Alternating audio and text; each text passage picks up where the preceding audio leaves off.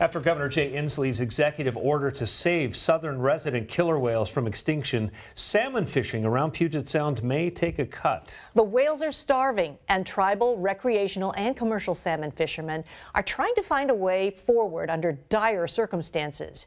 King 5 environmental reporter Allison Morrow shows us the options.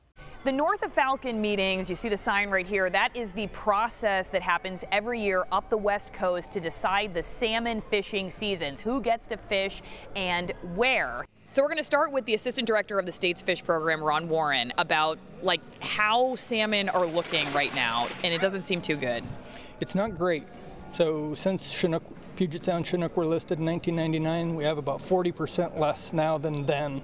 So a big decline.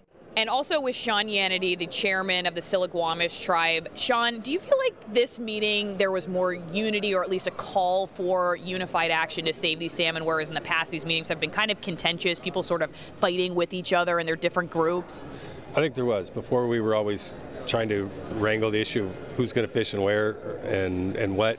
This year is definitely a different feeling here. Everybody wants to do something about habitat. Everybody wants to do something about protecting our future. Jim Waddell here is retired civil engineer with the U.S. Army Corps of Engineers, and you say it's clear the Snake River dams have to come down. Obviously a controversial topic, but you say a clear and easy answer to recover these salmon. That's correct. The government documents clearly show that the dams are not economical, and they are in fact imperiling recovery of Chinook or all the salmon on the Snake River. But not everyone thinks the Snake River dams are the main issue. Ron Gardner with Puget Sound Anglers says there's an elephant in the room that we don't want to talk about. What's that? The elephant in the room would be harbor seals, sea lions, and birds. All of them have to do with taking and keeping and eating our salmon smolts. And that's a huge issue that nobody seems to want to talk about.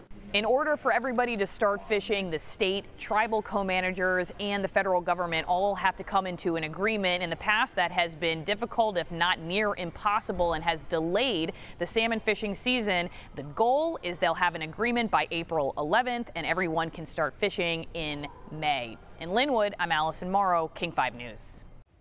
Other issues facing salmon recovery include stormwater runoff, habitat loss, and development that blocks salmon migration.